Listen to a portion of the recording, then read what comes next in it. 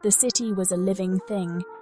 It breathed, it pulsed, it never slept. A constant hum resonated from its core, a symphony of noise that echoed through the labyrinthine streets. The city never stopped murmuring.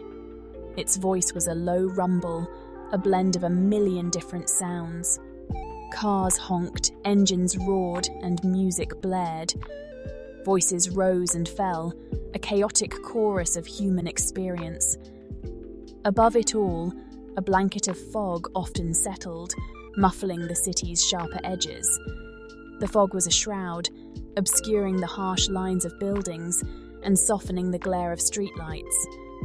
It turned the familiar into something strange, something otherworldly. In this sprawling metropolis, where shadows danced with secrets and the air crackled with unspoken words, there lived a man named Daniel. He was adrift in the city's currents, a solitary figure buffeted by the relentless energy that swirled around him. Daniel was invisible to most, just another face in the crowd, yet he felt every pulse, every tremor of the city's heartbeat.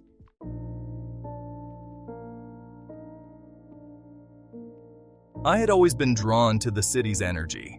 Its relentless pace, the constant motion, had been both exhilarating and comforting. I thrived on the chaos, finding a strange solace in the anonymity it provided. But lately, something had shifted. The city that was once my sanctuary had become a source of unease. I felt a growing disconnect, as if a glass wall had risen between me and the rest of the world.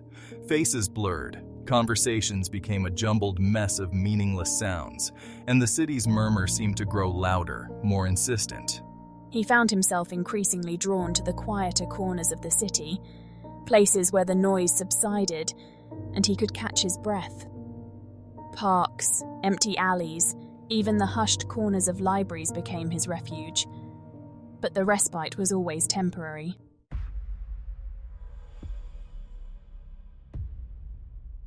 The whispers started subtly.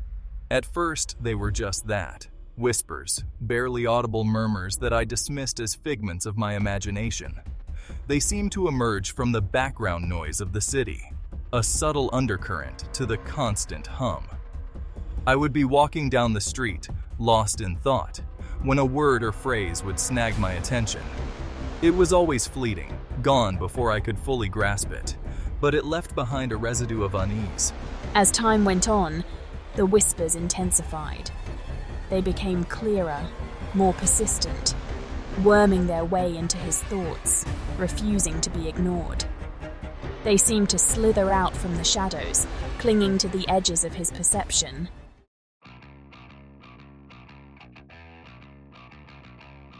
I had always been a seeker of truth. As a journalist, I'd thrived on uncovering the hidden narratives of the city. My pen was my weapon, my notepad a shield. I navigated the urban jungle with a confidence that bordered on arrogance. I loved the thrill of the chase, the adrenaline rush of a breaking story. My work consumed me. I was a familiar face at crime scenes, my sharp eyes missing nothing. I could smell a lie a mile away, my intuition honed by years of experience. I was respected, feared, and sought after, my name synonymous with integrity and tenacity. Daniel had a way with words. He could weave tales that captivated and enthralled, his prose as sharp as a razor, as smooth as silk. He had a gift for finding the human element in every story, for making his readers feel the pulse of the city, the heartbeat of its people.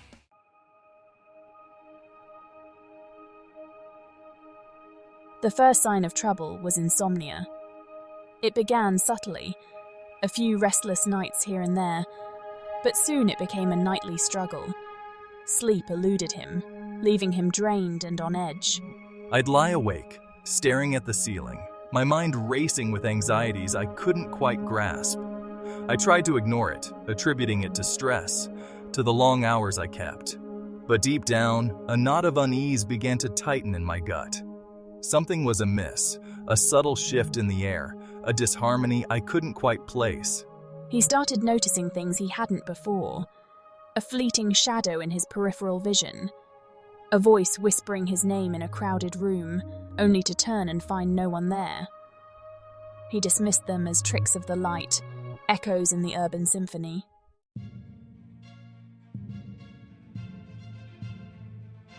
The whispers grew more insistent, weaving their way into his waking thoughts. They were subtle at first, mere suggestions, doubts creeping in at the edges of his consciousness. They questioned his every move, his every word, eroding his confidence, chipping away at the foundation of his reality. I began to doubt myself, my instincts, my very sanity. I questioned my work, my relationships, my place in the grand scheme of things. The world, once so clear and defined, now seemed blurred at the edges, shrouded in an unsettling haze. He became withdrawn, isolating himself from friends and colleagues. He threw himself into his work, hoping to drown out the whispers, to find solace in the familiar routine. But the whispers followed him, relentless, insidious, poisoning his every thought.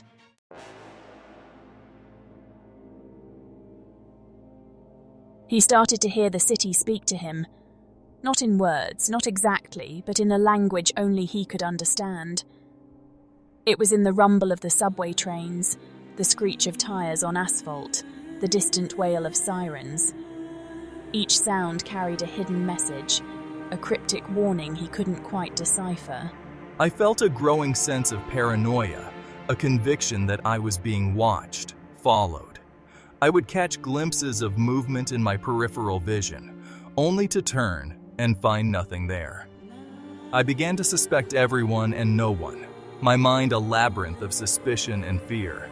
The city that was once his muse, his playground, had become a menacing labyrinth, its every corner harboring a potential threat.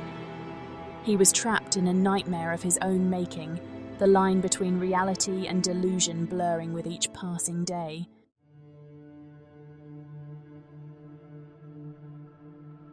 The whispers escalated.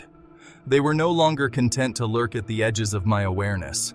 They pressed in, demanding my attention, a chorus of voices vying for dominance. They whispered doubts, fears, and insidious suggestions, each one a barb to his already frayed sanity. His once cluttered apartment, filled with books and mementos from his investigations, now felt like a prison. The walls seemed to close in, the ceiling pressing down on him, suffocating him with their silent judgment. Sleep offered no escape. Nightmares plagued me.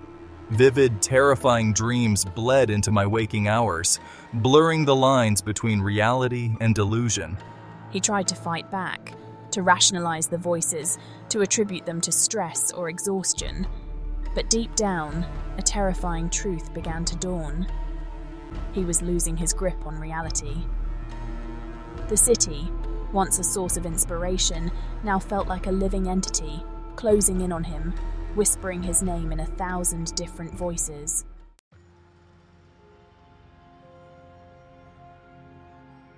The whispers followed me, seeping into my notes, distorting the words on the page, turning my once sharp prose into a jumbled mess of paranoia and fear. I sought solace in distractions. I tried to lose myself in my work, burying myself in research, in interviews, in the pursuit of a story that could silence the cacophony in my mind. But there was no escape. The voices were always there, whispering in his ear, a constant reminder of his unraveling mind. The world around me seemed to warp and twist, shadows taking on sinister shapes, everyday objects imbued with a malevolent energy. He tried to outrun the voices. He wandered the city aimlessly, his steps leading him down dark alleys, into crowded bars, anywhere he could find a moment's respite from the relentless torment. I began to see faces in the static of my television screen, heard my name whispered in the hiss of the radio.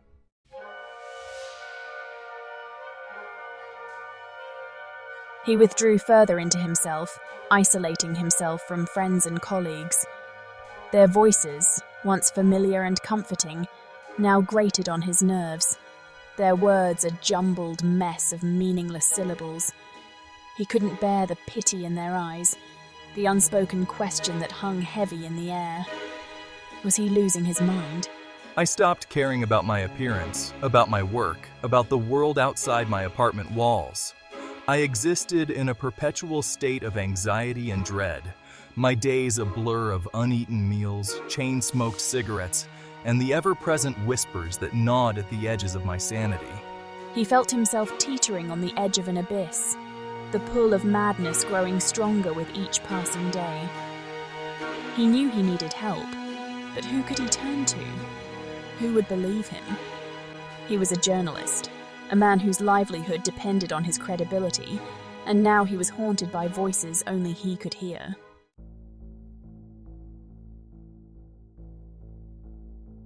My apartment was small, a cramped one-bedroom on the 5th floor of a building that had seen better days.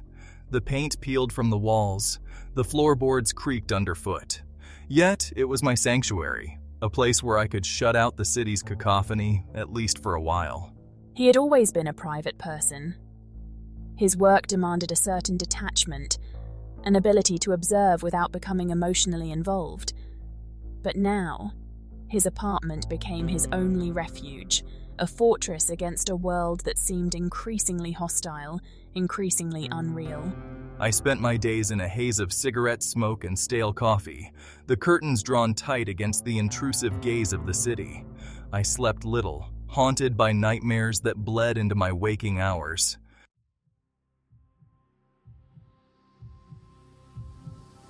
The voices had become his constant companions. He knew them now, each one distinct, with its own personality, its own agenda.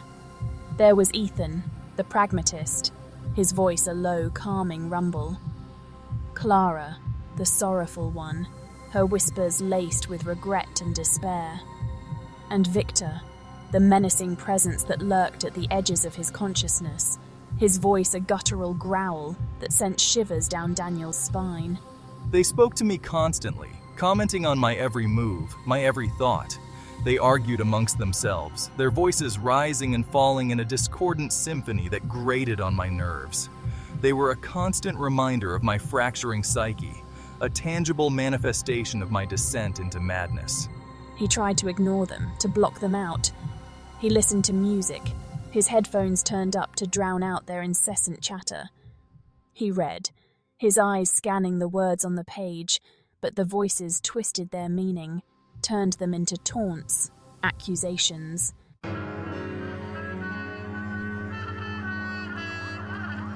Daniel's mind was a battlefield.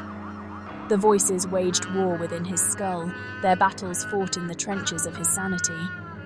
He was caught in the crossfire, his sense of self fragmenting with each passing day. I felt like a puppet, my strings pulled by unseen hands, my actions dictated by the whims of the voices that controlled me. I lost track of time. Days blurred into nights. I neglected my appearance, my apartment, my life outside the confines of my own mind. The world outside ceased to exist. My only reality was the voices, their constant presence a perverse form of comfort in a world that had become utterly alien. He tried to fight back, to assert control over his own mind. He argued with the voices, pleaded with them, but they only mocked him, their laughter echoing in the empty chambers of his skull. He was losing the battle, his grasp on reality slipping further with each passing day.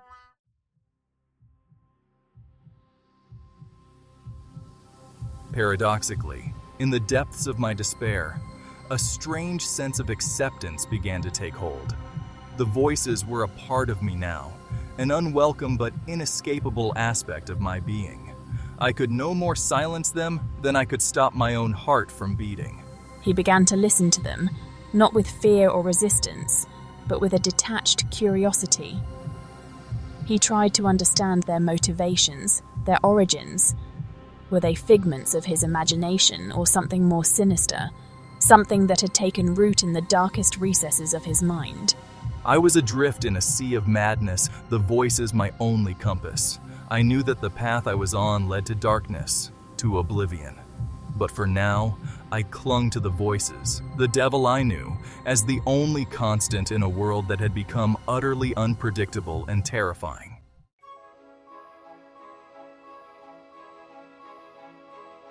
The sun dipped below the horizon. Twilight painted the city in shades of grey and violet. Shadows lengthened, stretching like phantom limbs across the cityscape. A thick fog rolled in, blanketing the streets in an eerie silence. It muffled the city's usual cacophony, creating an unsettling stillness. I sat by my window, my gaze lost in the urban panorama. The fog swirled below, obscuring the streetlights, turning familiar landmarks into ghostly apparitions. I could almost feel the city holding its breath, a tense anticipation building in the air. The whispers, usually relentless, had quieted to a low murmur. They were still there, lurking at the edges of his awareness, but their tone had shifted.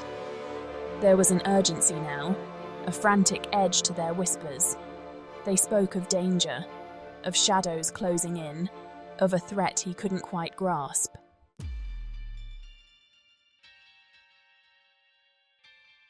A sudden surge of panic flooded Daniel.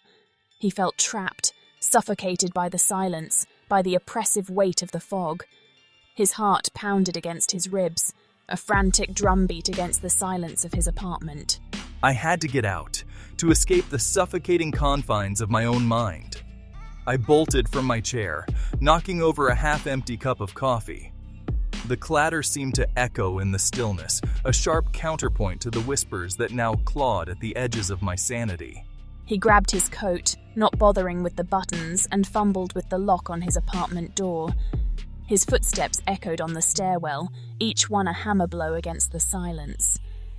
He didn't look back, didn't dare to break his stride. He was running from his own demons, from the voices that threatened to consume him.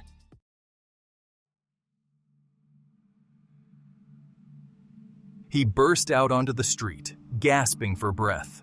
The fog had thickened, swirling around him like a shroud. He could barely see a few feet ahead, the streetlights casting an eerie, diffused glow. The city, once so familiar, now felt alien, menacing. He stumbled down the street, his feet moving instinctively, guided by some unseen force. The whispers were louder now, urging him onward, their voices a dissonant chorus in his ears. They spoke of a place, a sanctuary, a place where he could escape the darkness that pursued him. The city seemed to exhale around him. A low rumble echoed from the depths of the earth, the sound of a subway train rushing through the subterranean arteries of the metropolis. He could feel the vibrations beneath his feet, a tremor that resonated with the fear that pulsed through his veins.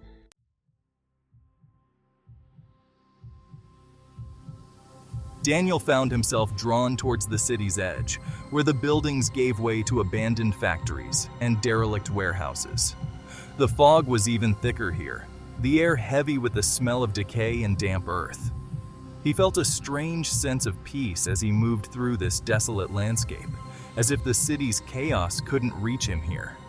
He stopped in front of a massive warehouse, its facade a canvas for faded graffiti and peeling paint. The windows were boarded up, the entrance partially obscured by a rusted metal gate.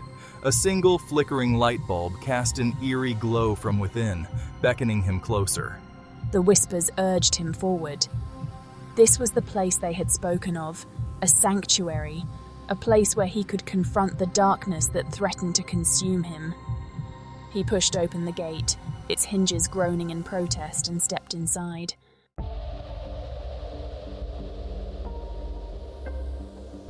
The warehouse was a cavernous space.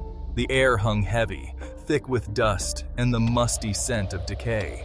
A single light bulb, dangling precariously from a beam, cast long, distorted shadows that danced across the concrete floor. Daniel stepped inside, the gate clanging shut behind him. The sound echoed in the stillness, a sharp counterpoint to the silence that pressed in on him.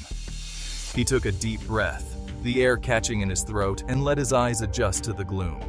The whispers for once were silent.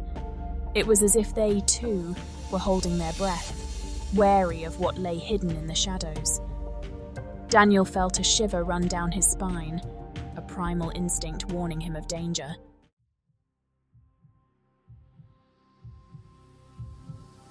He moved deeper into the warehouse, his footsteps echoing on the concrete floor. The space seemed to stretch on forever, the walls disappearing into the darkness. He passed rows of rusted machinery, their metal surfaces cold and damp to the touch. Cobwebs hung like macabre decorations, catching the faint light and shimmering like ghostly shrouds. He came to a halt in front of a wall of mirrors, their surfaces cracked and clouded with age. His reflection stared back at him, a distorted, fragmented image that seemed to mock his fractured state of mind. He raised a hand, his fingers tracing the cracks in the glass. Each shard reflected a different version of himself, a kaleidoscope of fear, doubt, and despair. He felt a wave of dizziness wash over him, his sense of self dissolving into the multitude of reflections.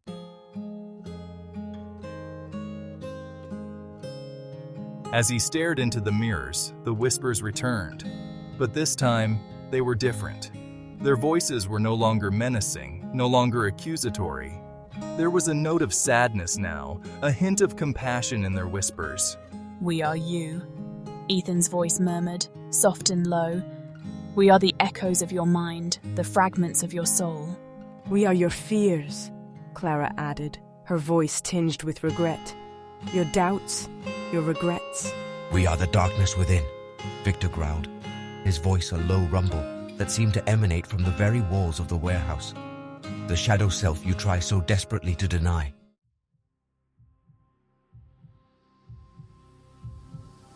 The whispers were right. I had been running from myself, from the darkness that lurked within my own mind. Who are you? What do you want from me? "We are you, Daniel, and we are here to claim what is rightfully ours." A figure stood in the shadows, its form indistinct but its presence undeniable. It radiated power, a malevolent energy that sent a shiver down my spine.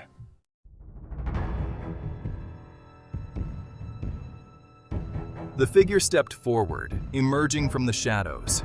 It was vaguely humanoid, but distorted, its edges blurring like smoke. Its eyes glowed with an inner light, a cold, malevolent fire that seemed to burn through me, seeing my every fear, every doubt. "You cannot hide from yourself. We are a part of you, Daniel. Always have been, always will be." I wanted to run, to scream, to deny the truth of the figure's words, but I was rooted to the spot, my feet heavy as if mired in concrete. I looked into the figure's eyes, and a terrifying recognition dawned. It was me, a reflection, not of my physical form, but of the darkness I had kept buried within.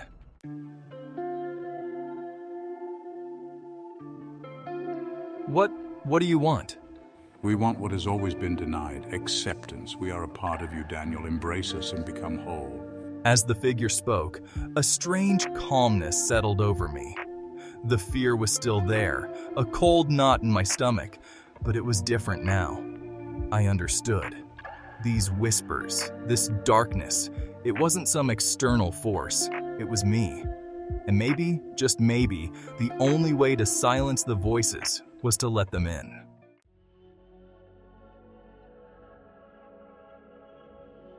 All right, I accept you. The warehouse seemed to hold its breath. The air crackled with an unseen energy. Daniel opened his eyes, expecting... what? He didn't know. But the figure was gone. The shadows in the warehouse were just that. Shadows. The echoing silence was almost peaceful now. He didn't feel cured. He didn't feel like the man he was before the whispers began. But he felt a sense of equilibrium. A dark peace had settled over him, a recognition of the shadows within. The voices hadn't vanished. They were still there, murmuring in the back of his mind. But they were quieter now, integrated, a part of him rather than a force battling for control.